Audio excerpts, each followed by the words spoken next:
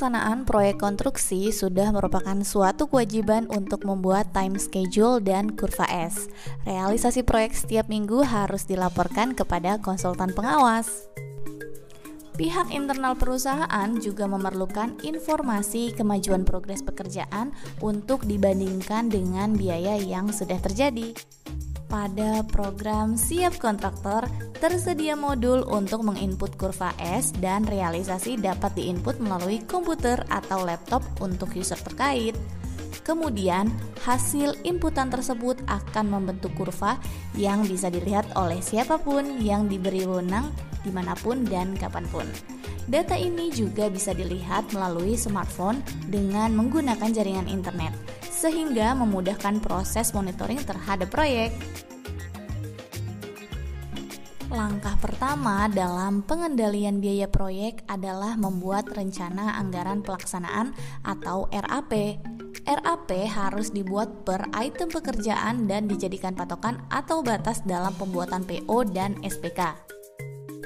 Realisasi biaya terbentuk dari pemakaian bahan dan opnam SPK, upah alat subkon dan overhead, ditambah dengan realisasi kas proyek, upah alat subkon dan overhead. Program Siap Kontraktor menyediakan modul penginputan permintaan bahan, PO, bahan masuk dan bahan keluar sampai pembayaran tagihan. Selain itu, data SPK upah, sewa alat, subkon dan overhead juga tersedia modul penginputannya. Untuk detailnya, mari kita bahas. SOP yang ditetapkan semenjak permintaan bahan sampai terpakai yaitu maksimum sama dengan RAP. Pembuatan rencana pengadaan bahan atau RPB maksimum sama dengan permintaan. Pembuatan PO maksimum sama dengan RPB. Penerimaan bahan di proyek maksimum sama dengan PO. Pemakaian maksimum sama dengan bahan masuk. Seluruh data biaya bahan akan terlihat pada kurva ini, mulai dari budget, pembelian atau PO, penerimaan bahan, dan pemakaian bahan.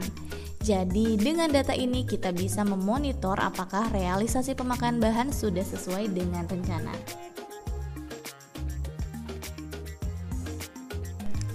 Volume SPK dibatasi maksimum sampai dengan nilai RAP. Opnam SPK dibatasi maksimum sampai dengan nilai volume SPK.